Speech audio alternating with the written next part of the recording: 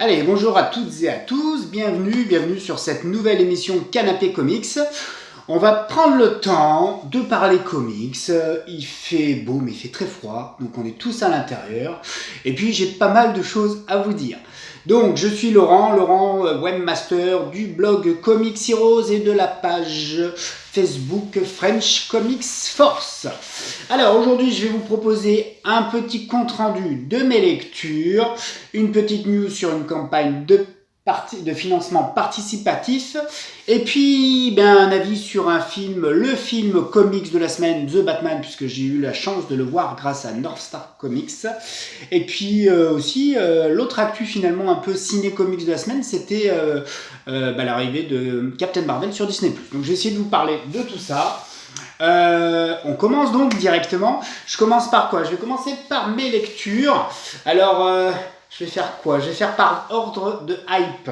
Finalement, ce qui m'a plu le plus en crescendo. Donc, je vais commencer par une bonne surprise, mais pas non plus la lecture du siècle. C'est le nouveau Superman qui s'appelle L'Ascension du World, avec équipe créative. On a Philip Kennedy Johnson au scénario et Daniel Sampere au dessin.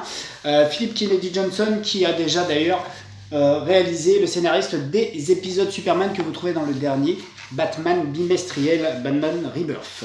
Donc on a du Superman, toujours ce fameux Superman, père de famille, père de John Kent, qui se trouve mêlé dans une affaire qui va le mener jusqu'aux frontières du Warworld de Mogul. Est-ce que vous connaissez Mogul? C'est un dictateur de l'espace. Un roi monstrueux de l'espace qui a vraiment sa planète à lui, une planète où les gens sont tout simplement des esclaves ou des gladiateurs, etc. Et c'est un ennemi récurrent de Superman, de Kal-El. Donc, en fait, ce qui se passe, c'est que dans l'histoire, on a des réfugiés qui s'échappent de Mogul, qui atterrissent de la planète Mogul et qui arrivent sur Terre. Donc, Superman comprend bien que c'est encore le bazar sur cette planète et qu'il y a des dictateurs. Superman se sent d'autant plus concerné que ces réfugiés semblent être d'origine kryptonienne. Voilà ce qui guide un peu le scénario, l'introduction, je veux dire, donc je vous en raconterai pas plus. C'est sympa, c'est vraiment bien dessiné, franchement, regardez-moi tout ça, c'est du beau. Moi, ce qui m'a un petit peu frustré, c'est que j'avais l'impression qu'on allait rentrer plus tôt et plus vite dans tout ce qui était... tout ce qui allait concerner l'action cosmique. Donc finalement, dans tout cet album, on suit toujours Superman et John, son fils, sur Terre. Ce qui est pas mal, c'est qu'on a aussi des interactions avec d'autres héros de DC suite à cette affaire un peu cosmique, puisqu'on a des réfugiés finalement aliens qui arrivent sur Terre, et bizarrement, il y a des gouvernements qui se mêlent de tout ça, avec autre chose en prime, mais je vous laisserai le dire. L'épisode si ça vous intéresse. Donc du coup John Kent qui est aussi là très présent auprès de son père, puisque lui, John, il revient du 31e siècle, il a fait un séjour comme le font toujours tous les Superboy. À un moment, Superboy part dans le futur au 31e siècle, rencontre la légion des super-héros de l'époque, là c'était à l'époque Rebirth, et John Kent se rend compte qu'à un moment finalement son père disparaît, et il pense et il est persuadé que les événements qui vont précipiter la perte de son père, parce qu'en fait ce qu'il y a, c'est qu'il y a un moment dans les archives historiques du 31e siècle, on n'entend plus parler du Superman Clark Kent, donc John a peur que son père meure prochainement, donc il est très protecteur, et c'est aussi ce qui guide un peu cette aventure. Donc moi ce que je disais, c'est que cette aventure, elle nous amène, finalement on suit Superman et John sur Terre, avant d'aller sur la planète de Mogul.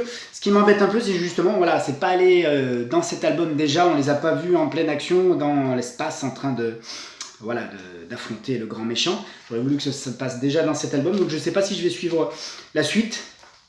On verra au moment où ça sortira. Moi, ce que j'aime bien, c'est les relations père-fils. Forcément, moi, je suis papa d'un ado qui a 16 ans, donc ça me parle pas mal. Ce qui est intéressant aussi, c'est qu'à la fin de l'album, on a un annual. Un annual où on voit une famille de Superman dans le futur. Et donc, des Supergirls, des enfants, des petits-enfants, des arrière-petits-enfants de Clark Kent qui se retrouvent sur une planète et qui sont un peu les super-héros de l'univers. Donc ouais, c'était sympa, c'était très bien dessiné. Daniel Sampere au dessin, c'est quand même une valeur sûre. C'est vraiment des dessins classiques. Regardez, qu'est-ce que je peux vous montrer? J'aimais bien ça, classique. mais tout en puissance. Là, il n'y a pas trop les reflets. Non, il n'y a pas trop les reflets. Qu'est-ce que j'aimais bien aussi, voilà, ça, là. Lois et Clark, tous les deux. C'est sympa comme tout.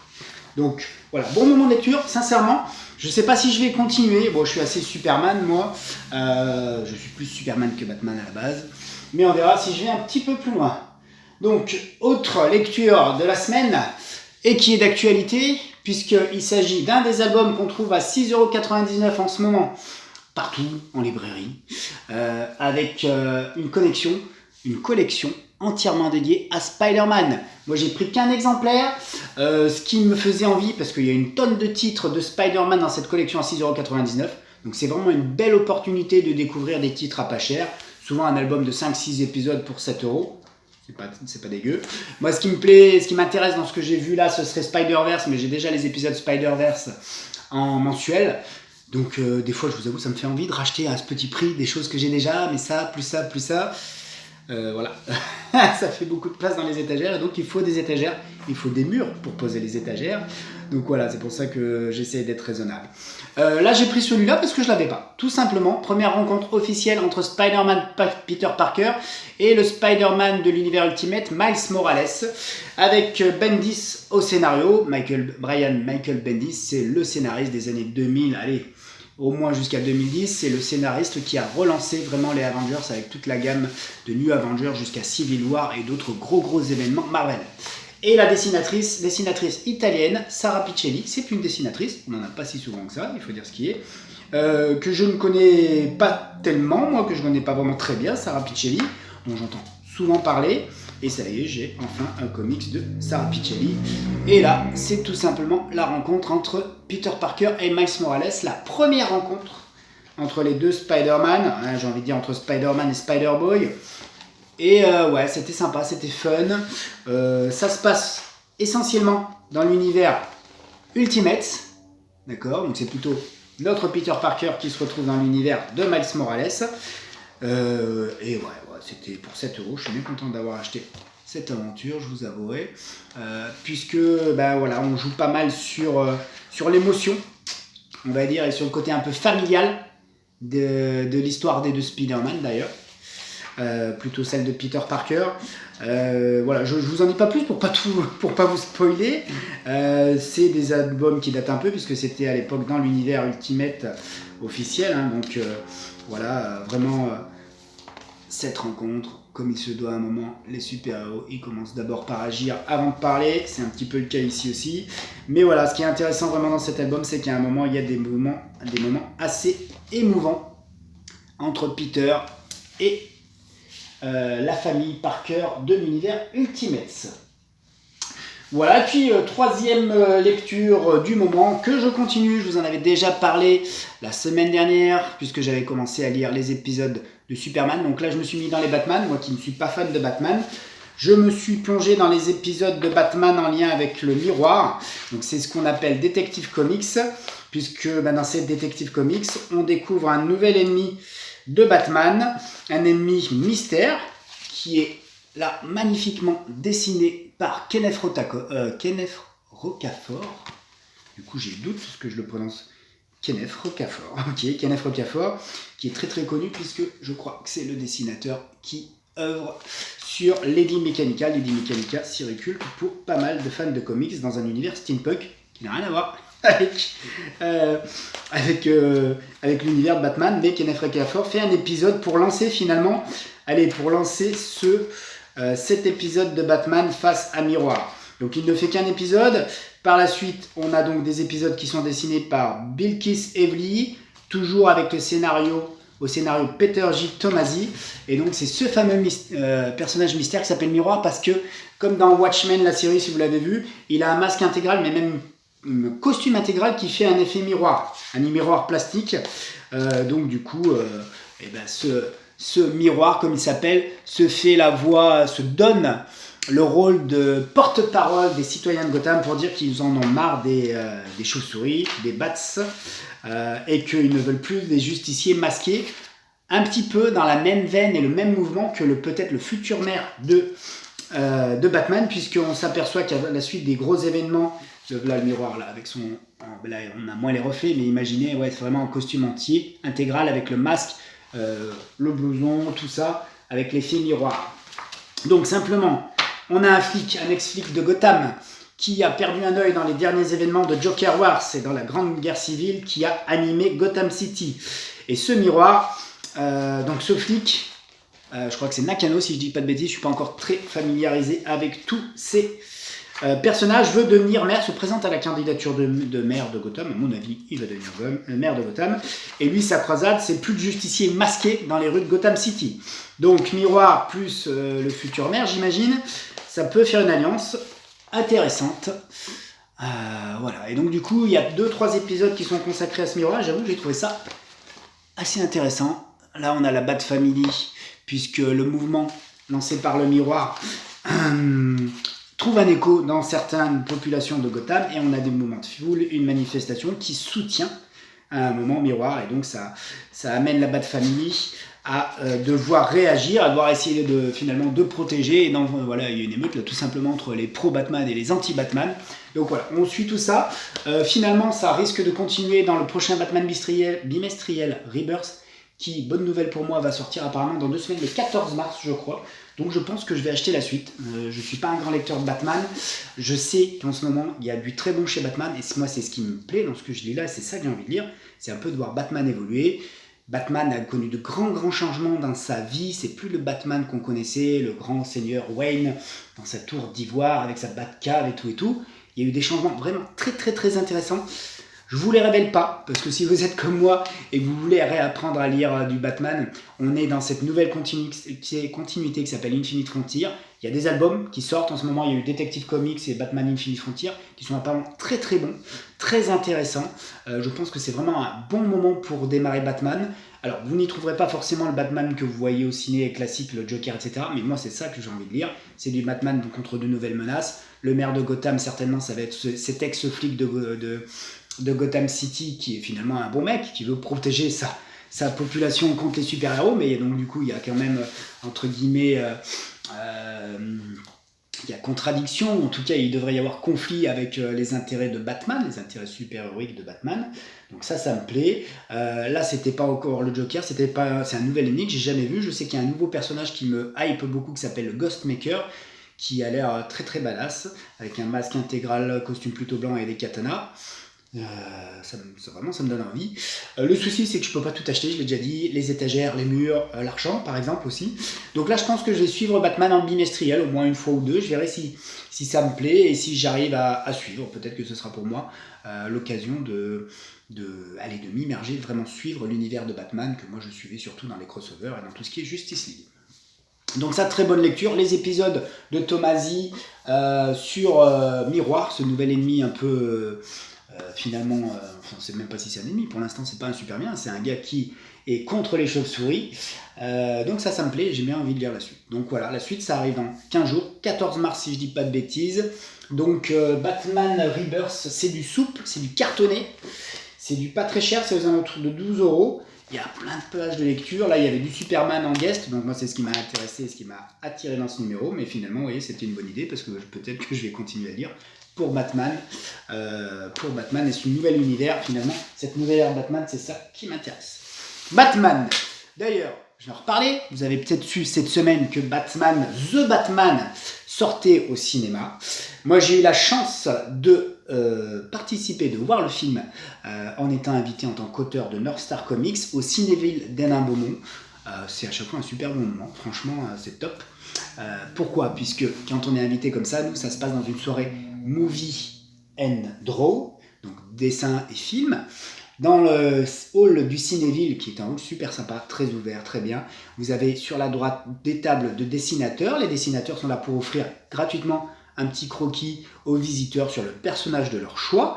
Un peu plus loin, vous avez les parutions de North Star Comics, qui est un peu avec Jeff, l'organisateur de l'événement, Jeff Brettenbach, qui est le le président de North Star Comics, et donc vous pouvez y trouver les publications North Star Comics, Oplitea, Heroix, Le Privé, bientôt L'Ogre.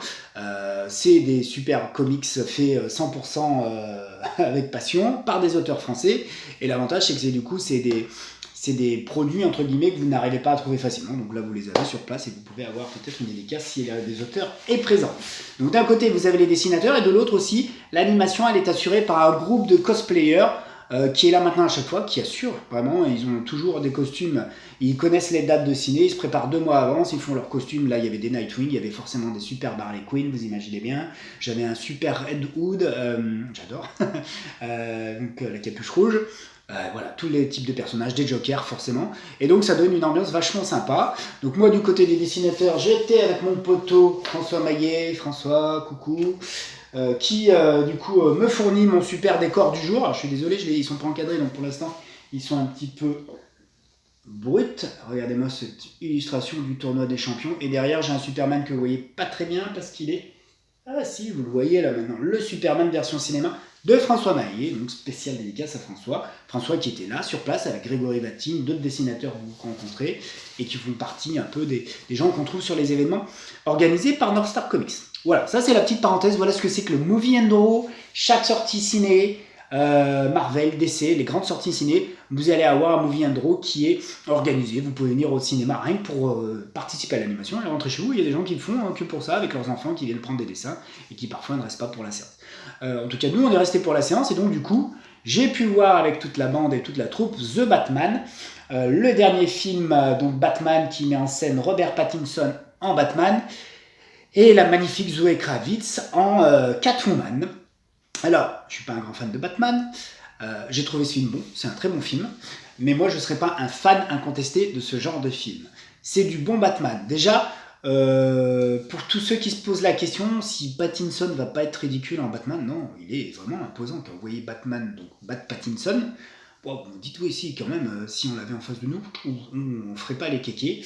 Moi, sur le costume, ce que j'aime pas, c'est le masque et les petites pointes. Enfin bon, moi, de toute façon, visuellement, je trouve que le meilleur Batman qu'il ait existé, c'est Batfleck, Ben Affleck en Batman, que ce soit dans Batman Superman ou dans Justice League, je ne sais plus encore le voir. Je trouve que vraiment, dans Batman Superman, on aurait dit le Batman dessiné par Jim Lee, vraiment. Et puis quand il a son armure à la Frank Miller, c'est du Frank Miller sur un grand écran. Donc ça, je trouve que c'était visuellement très bon. J'aimerais peut-être que par la suite, Robert Pattinson ait peut-être un look de ce style-là, qui correspondra à celui des comics actuellement, qui est vraiment très beau. Là, il était dans un look un peu différent de ce qu'on avait vu, mais c'est bien, c'est aussi pour ça que c'est intéressant de faire un nouveau Batman, c'est d'avoir quelque chose de différent. Ce qui me plaît beaucoup dans ce film, alors c'est vraiment d'abord plutôt une histoire d'enquête policière ou de justicier. Vraiment, c'est le justicier urbain. Donc c'est pas forcément des grands films d'action, il y a des super scènes d'action, hein, mais c'est pas les super-héros qui s'envolent, cosmiques, etc. Donc c'est plutôt urbain. C'est dark par le ton, c'est pas trash. Donc ça, moi, ça me plaît. Moi, j'aime bien le mainstream, le grand public. Donc, des fois, quand c'est trop trash ou un peu malsain, bof. Là, c'est pas ça. Voilà, moi, je trouve que ça fonctionne très, très bien. Ce qui est intéressant, c'est que Batman est un justicier au début, et on voit plusieurs phases où il va évoluer pour devenir vraiment un super-héros, quelque part. Parce que c'est des fois, dans ce genre de film, on peut se dire, si on met, je sais pas, n'importe quel justicier à la place de Batman, ça marche. Si vous mettez un Jack Reacher à la place de Batman sans un masque, c'est un peu la même histoire, c'est des vengeances ou des enquêtes, et il fait justice, quoi. Mais sur la fin, il y a une dernière phase qui fait que oui, Batman prend la stature de super-héros sauveur de Gotham City, j'en parle pas plus, et donc du coup ça c'est intéressant. Autre chose qui est intéressante, c'est que voilà, c'est pas le Joker, il affronte pas le Joker, il affronte un nouvel ennemi au cinéma, le Riddler, le Sphinx, qui est plutôt bien incarné. Moi je trouve que cette version-là, elle fonctionne bien, ça rejoint un peu des trames narratives qu'on trouve en ce moment avec la population de Gotham qui est pour ou contre Batman. Donc ça m'a plu, ça m'a vraiment plu. Ce qu'il faut retenir, c'est qu'à la fin, il y a une petite scène de fin. Oui, il y a une scène assez sympa, un épilogue. Et en toute fin de générique, il y a un petit clin d'œil. C'est pas une scène filmée avec des acteurs, mais il y a un petit clin d'œil de fin de générique qui est assez sympa. Voilà, faut dire ce qui est. Donc voilà mon avis sur Batman, très bon film. Vraiment agréable, voilà. Moi je trouve que à part le costume où j'accroche un peu moins, je trouve que ça aurait été un peu plus badass. Zoé Kravitz en Catwoman est vraiment très bien. Alors c'est une très belle gamine. Alors je suis désolé, je dis une gamine parce que je pense que c'est une jeune femme, et moi j'ai 48 ans, donc voilà, pour moi c'est une gamine. Mais c'est vrai qu'elle joue bien cette jeune Catwoman là, qui joue un peu sur le côté sexy, mais pas tant que ça finalement. Elle est comme elle est, et puis Du coup, elle se retrouve embarquée dans des drôles d'histoires avec des gens pas très fréquentables. Elle croise Batman et elle se voit pas forcément comme une justicière ou une super-héroïne. Elle incarne pas la Catwoman. Mais voilà, on sait bien que c'est elle. Donc voilà, bon film, moi je vous le recommande, je vous le conseille, c'était un bon divertissement. 3 heures, beaucoup de personnes se posent la question. Moi qui ai parfois tendance à m'endormir quand des films sont un peu longs, là ça n'a pas été le cas du tout. J'ai tenu le coup. Je me suis pas ennuyé. La seule chose qui m'embêtait un peu, c'était le côté Bruce Wayne que je trouvais un peu trop dépressif de Robert Pattinson. Après, ça se justifie là dans ce qu'on a vu du film. Pour pas dire que sa vie soit très rose, la pépère, donc ça peut se justifier quand même. C'est vrai que j'aime un peu moins ce côté tout le temps avec la mèche là comme ça. Bon, c'est tout. En tout cas, en Batman, il est vraiment très bon et ouais, c'était un bon Batman, donc il n'y a pas de souci là-dessus. Donc je vous conseille d'aller le voir en attendant les autres sorties ciné comics. Voilà pour mon avis sur Batman. Pour moi, une des actus de la semaine, c'était aussi l'arrivée de Captain Marvel sur Disney+. Captain Marvel, s'il arrive sur Disney+, maintenant, ça veut dire que c'était il y a 3 ans qu'il est sorti. Moi, je l'ai vu au ciné, toujours dans les soirées Movie and Draw de North Star Comics. Il y a 3 ans, j'avais moyennement apprécié ce film. Alors, je sais pas pourquoi. Qu'est-ce qui m'avait moins plu? Peut-être le look des Skrulls. Bon, alors, le look des Skrulls, du coup, j'apprécie un peu moyennement toujours. Mais le film, j'ai trouvé vraiment fun et là, il m'a vraiment beaucoup plu par rapport à ce que j'avais... Enfin, mon ressenti d'il y a 3 ans, comme quoi, oui. Donc là, j'étais vraiment content. Je me suis fait vraiment plaisir à regarder hier soir en famille ce film de A à Z. Avec le côté les années 90, la bande-son avec Nirvana, avec les années grunge, toutes ces choses-là. C'était sympa comme tout. Le Nick Fury un peu humoristique. Bon, pourquoi pas, ça marche bien. Et puis une Captain Marvel qui fait pas la gueule. Parce que quand je la vois dans Endgame, j'ai l'impression qu'elle fait la gueule tout le temps. Là, voilà... Ouais, là j'ai apprécié de voir Brie Larson en Captain Marvel beaucoup plus que quand je la voyais dans Endgame. Bon, alors après, dans Endgame, elle fait pas grand chose, on est bien d'accord. Donc, ouais, moi, je vous conseille de voir Captain Marvel. C'est complètement différent de The Batman, vous imaginez bien. On est sur du super-héros de l'espace, on va dire ça comme ça. Super-héros cosmique qui vit une grande aventure, sa grande aventure sur la Terre. C'est quasiment une origin story, donc ça c'est sympa aussi. Une origin story qui fonctionne, parce que des fois les origin story je trouve ça un peu moyen. Et là je trouve que ça fonctionne très bien. Donc voilà, il y a aussi en ce moment sur Disney+, pour ceux qui ont la chance d'avoir Disney+, Captain Marvel qui est disponible. Voilà pour mes avis lecture, mes avis ciné, télé. Juste revenir sur quelques news. Je vous l'ai dit, l'actu des comics en ce moment, c'est les comics à 6,99 €. À partir de la semaine prochaine, 9 mars, les nouveautés VF de Marvel vont arriver, de Marvel Panini.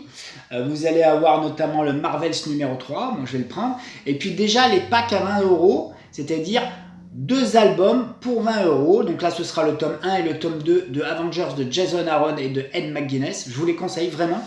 Ces 2 albums-là sont peut-être les meilleurs d'ailleurs de quasiment du run. Pour l'instant, il y a eu beaucoup de choses qui sont sorties. Moi, ce que j'ai préféré, c'est ceux-là. Vous y trouverez des Avengers qui se remettent en scène avec les 3 principaux. Donc Cap, Thor, Iron Man, les personnages qu'on aime. Mais en plus, une nouvelle équipe avec des personnages qu'on connaissait moins. Ghost Rider, Blade... Donc plutôt des personnages de l'univers surnaturel qu'on voit peu, moi je trouve, chez Marvel, et c'est ce que Jason Aaron développe plutôt bien par contre. Et en plus sur cet album-là, on a une grande aventure autour des Célestes. C'est vraiment, vraiment bien avec des révélations sur... des révélations sur les origines de l'univers Marvel. Donc moi je vous conseille de toute façon 2 albums, un album à 10 €, donc 2 albums pour 20 €, ça vaut le coup. Donc ça commence déjà à partir de la semaine prochaine et on va en avoir plusieurs sur 2 mois. Moi, moi je pense que je vais me laisser tenter par les Daredevil qui arrivent à la fin de ce mois-ci. Il paraît qu'ils sont très bons, je les ai jamais lus. Et je pense que je vais prendre les 2 premiers tomes aussi de Captain Marvel, donc toujours 20 € pour 2 tomes, puisque moi j'ai commencé au 3-4, donc là ce sera le 1-2, c'est parfait, parce que ce que je lis de Captain Marvel me plaît beaucoup. C'est la super-héroïne cosmique de l'espace, mais avec un côté buddy movie, avec sa bande de copines de super-héros, je trouve ça très bien. Voilà pour les news, donc ça commence la semaine prochaine chez Panini avec Marvel Comics et les packs. Dernière news que je voulais vous annoncer, j'avais préparé ma tablette mais elle s'est mise en veille, donc je vais voir si j'arrive à relancer mes mères. C'est la bonne nouvelle puisque je vous avais parlé, j'avais essayé d'accompagner le lancement de Special Strange, puisque Special Strange revient, vous le savez, et Special Strange numéro 1 est financé. Ils ont atteint, alors c'est ce que j'essaie de vous montrer là, et ça se voit pas trop, illustration spéciale Strange, elle a été postée sur le net pour dire qu'ils avaient atteint 600% du financement de base, d'accord? Ce qu'il faut avoir en tête, donc ça veut dire que le magazine va sortir. S'il y avait des bonus, tous les bonus ont été remportés, il n'y a aucun problème là-dessus. J'en reparle aussi parce que si vous voulez participer, il vous reste 5 jours pour la campagne participative. Je vous montre, mais en fait, comme mon album, comme on est en lecture à l'envers avec mon portable, il faut que je trouve le truc pour vous mettre la lecture à l'envers. On est à 5 jours restants. 5 jours restants, 20 000 euros passés de collecte, et donc 667% pour ce spécial Strange. Le menu de spécial Strange, c'est la la dernière série inédite de Jack Kirby qui s'appelle Fantasmic Force. Ce sera Micros contre Maelstrom, le Micros de Jean-Yves Mitton dessiné par Oliver Hudson, et ce sera The Orb, une série super-héroïque complètement inédite. Le scénariste c'est Thierry Lancelot, belge de son état, qui nous offre apparemment une série super-héroïque avec une sorte de super chevalier, un super indien, un personnage cosmique. C'est ce qu'on en voit apparaître sur les réseaux. Moi je vous avoue que ça me hype vachement, j'ai vraiment envie de découvrir tout ça. Et donc moi j'ai participé cette semaine et j'ai bien fait, puisque je vous le dis encore une fois, si vous voulez précommander, réserver votre spécial Strange, il reste 5 jours. C'est cette semaine avant vendredi que tout se joue. Donc allez-y, si vous voulez en profiter, vous faire plaisir. Vous aurez ce fameux spécial Strange numéro 116 en juin prochain. Donc voilà, c'est maintenant que ça se joue, il faut y aller, il faut faire les dernières commandes à ce niveau-là. Voilà, j'ai pris mon temps, 26 minutes, je suis content, c'est pas non plus énorme. Donc voilà pour le canapé comics de cette semaine. Merci de m'avoir suivi, de m'avoir écouté. N'hésitez pas à liker, à partager, à me faire des retours dans vos commentaires. J'ai pu voir l'ami François Maillet qui m'a donné des petits conseils puisqu'il regarde même les vidéos. Donc coucou mon François. Et puis c'est bien pour moi d'avoir des retours. Je fais pas ça dans mon coin, c'est pas vrai, mais voilà, ça me fait plaisir aussi de savoir qu'on peut m'écouter, me regarder, et puis savoir ce que vous aimeriez peut-être trouver dans ces émissions Canapé Comics, ou ce qu'il faut que je corrige s'il y a des choses à corriger. Voilà, j'ai fini pour cette semaine. Je vous dis comme d'habitude à la semaine prochaine, le week-end prochain, pour un nouveau Canapé Comics. À très bientôt.